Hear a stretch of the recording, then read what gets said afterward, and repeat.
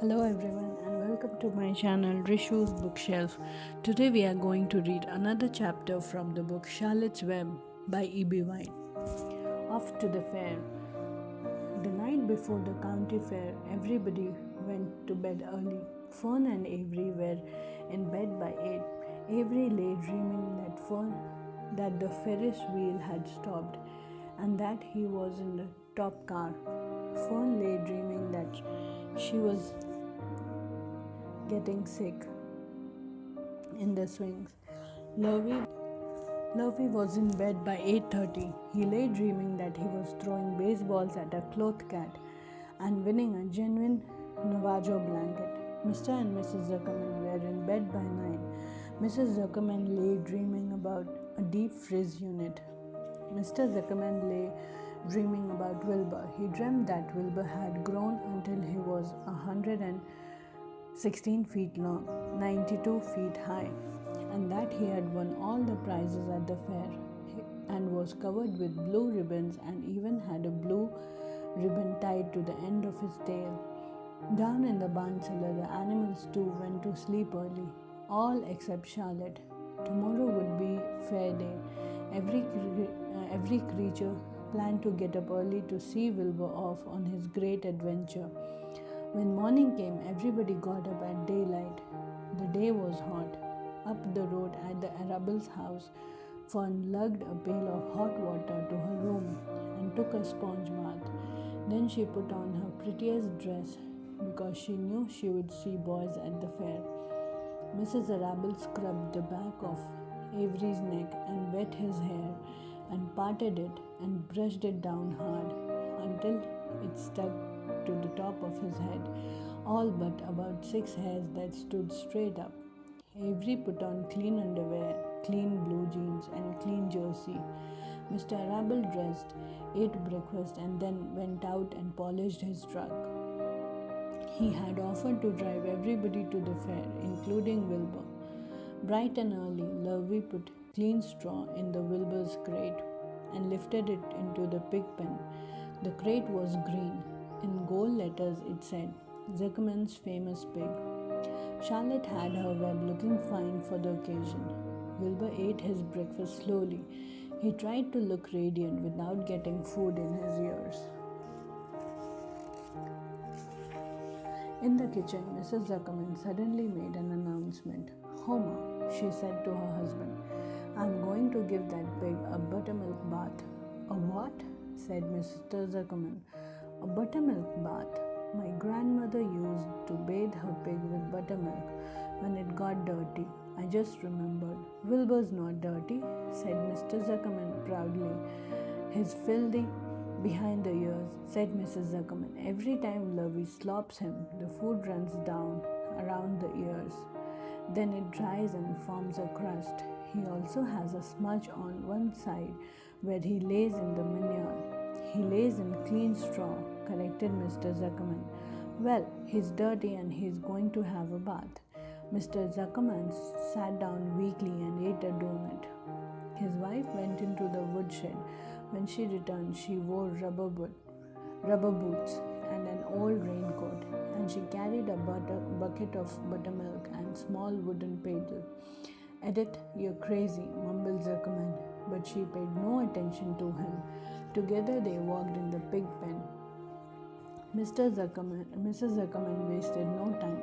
She climbed in with Wilbur and went to work. Dipping her paddle in the buttermilk, she rubbed him all over. The geese gathered around to see the fun, and so did the sheep and lambs. Even Templeton poked his head out cautiously to watch Wilbur get a buttermilk bath. Charlotte got so interested she lowered herself on a drag line so she could see better. Wilbur stood still and closed his eyes. He could feel the buttermilk trickling down his sides. He opened his mouth and some buttermilk ran in. It was delicious. He felt radiant and happy. When Mrs. Zuckerman got through and rubbed him dry, he was the cleanest, prettiest pig you ever saw. He was pure white, pink around the ears and snout and smooth as silk. The Zuckermans went up to change into their best clothes. Lovey went to shave and put on his plaid shirt and his purple necktie. Then animals were left to themselves in the barn. The 7 goslings paraded round and round their mother. Please, please, please take us to the fair, begged a gosling. Then all 7 began teasing to go. Please, please, please, they made quite a racket. Children, snapped the goose, we are staying quietly at home. Only Wilbur is going to the fair. Just then Charlotte interrupted. I shall go too, she said softly. I have decided to go with Wilbur. He may need me. We can't tell what may happen at the fairgrounds. Somebody's got to go along who knows how to write. And I think Templeton better come too. I might need somebody to run errands and do general work. I'm staying right here, grumbled the rat. I haven't the slightest interest in fairs. That's because you have never been to one, remarked the old sheep. The fair isn't a rat's paradise. Is a rat's paradise. Everybody spills food at fair. A rat can creep out late at night and have a feast. In the horse barn, you'll find oats that the trotters and pacers have spilled. In the trampled grass of the infield, you will find old discarded lunch boxes containing the foul remains of peanut butter sandwiches, hard-boiled egg, cracker crumbs, bits of donuts, and particles of cheese. In the hard-packed dirt of the Midway, after the glaring lights are out, the people have gone home to bed. You'll find a veritable treasure of popcorn fragments, frozen custard dribblings, candied apples, abandoned by tired children, sugar fluff crystals, salted almonds, popsicle, partially gnawed ice cream cones, and the wooden sticks of lollipops. Everywhere is loot for a rat, in tents, in booths, in haylofts. Why a fair has enough disgusting leftover food to satisfy a whole army of rats. Templeton's eyes were blazing. Is this true? He said. Is this appetizing yarn of yours true? I like high living, and what you say tempts me. It is true, said the old sheep. Go to the fair, Templeton. You will find that the conditions at a fair will surpass your wildest dreams. Buckets of sour mash sticking to them, tin cans containing particles of tuna fish, greasy paper bags stuffed with rotten. That's enough, cried Templeton. Don't tell me any more. I'm going. Good, said Charlotte, winking at the old sheep. Now then, there's no time to be lost. Wilbur will soon be put into the crate. Templeton and I must get in the crate right now and hide ourselves. The rat didn't waste a minute. He scampered over to the crate, crawled between the slats, and pulled straw up over him so he was hidden from sight. All right, said Charlotte, I'm next. She sailed into the air, let out a drag line, and dropped gently to the ground. Then she climbed the side of the crate and hid herself inside a knothole in the top board. The old sheep nodded. What a cargo, she said. That sign out to say Zuckerman's famous pig and 2 stowaways. Look out, the people are coming, shouted the gander. Cheese it, cheese it, cheese it. The big truck, with Mr. Arable at the wheel, backed slowly down towards the barnyard. Lovey and Mr. Zuckerman walked alongside. Fern and Avery were standing in the body of the truck, hanging on the sideboards. Listen to me, whispered the old sheep to Wilbur. When they open the crate and try to put you in, struggle. Don't go without a struggle. Pigs always resist when they are being loaded. If I struggle, I'll get dirty, said Wilbur. Never mind that. Do as they say. Struggle. If you were to walk into the crate without resisting, Zuckerman might think you were bewitched. He'd be scared to go to the fair. Templeton poked his head up through the straw. Struggle if you must, he said. But kindly remember that I'm hiding down here in this crate and I don't want to be stepped on or kicked in the face or pummeled or crushed in any way or squashed or buffeted about or bruised or lacerated or scarred or biffed. Just watch what you're doing, Mr. Radiant, when they get shoving you in. Be quiet, Templeton, said the sheep. Pull in your head, they are coming. Look radiant, Wilbur. Lay low, Charlotte. Talk it up, geese. The truck backed slowly into the pig pen and stopped. Mr. Arable cut the motor and got out, walked round to the rear, lowered the tailgate. The geese cheered. Mrs. Arable got out of the truck. Fern and Avery jumped into the ground. Mrs. Zuckerman came walking down from the house.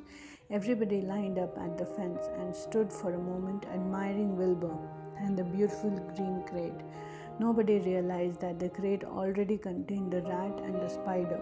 That's some pig, said Mrs. Arable. He's terrific, said Lovey. He's very radiant, said Fern, remembering the day he was born. Well, said Mrs. Zuckerman, he's clean anyway. The buttermilk certainly helped. Mrs. Arable studied Wilbur carefully. Yes, he's a one. He said, it's hard to believe that he was runt of the litter. You'll get some extra good ham and bacon, Homer, when it comes the time to kill that pig. Wilbur heard these words and his heart almost stopped. I think I'm going to faint, he whispered to the old sheep who was watching. Kneel down, whispered the old sheep. Let the blood rush to your head. Wilbur sank to his knees, all radiance gone, his eyes closed. Look, screamed Fern, he's fading away. Hey, watch me, yelled Avery, crawling on all fours into the crate. I'm a pig, I'm a pig.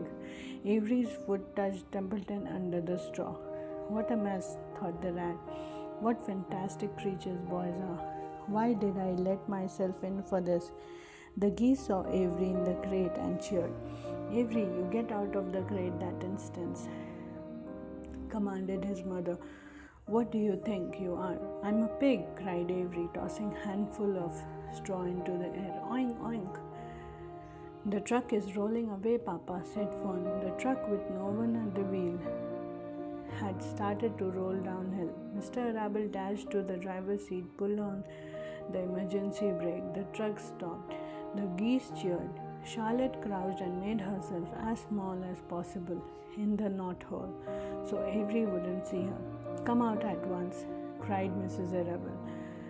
Avery crawled out of the crate on hands and knees, making faces at Wilbur. Wilbur fainted away. The pig has passed out, said Mrs. Zuckerman. Throw water on him. Throw buttermilk, suggested Avery. The geese cheered. Lovey ran for a pail of water. Fern climbed into the pen and knelt by Wilbur's side. It's sunstroke, said Mr. Zuckerman. The heat is too much for him. Maybe he's dead, said Avery. Come out of that pink pen immediately, cried Mrs. Arable. Avery obeyed his mother and climbed to the back of the truck so he could see better. Lovey returned with cold water and dashed it on Wilbur. Throw some on me, cried Avery. I'm hot too. Oh, keep quiet, hollered Fern. Keep quiet. Her eyes were brimming with tears. Wilbur, feeling the cold water, came to. He rose slowly to his feet while the geese cheered. He's up, said Mr. Arable. I guess there's nothing wrong with him. I'm hungry, said Avery. I want a candied apple. Wilbur's all right now, said Fern. He can start. I want to take a ride at the Ferris Wheel. Mr. Zuckerman and Mr. Arable and Lovey grabbed the pig and pushed him headfirst towards the crate.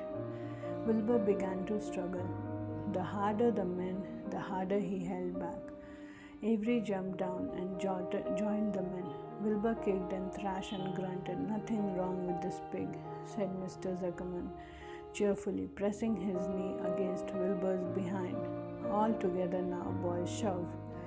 With a final heave, they jammed him into the crate. The geese cheered. Lovey nailed some board across the end so Wilbur couldn't back out. Then, using all their strength, the men picked up the crate and heaved it aboard the truck.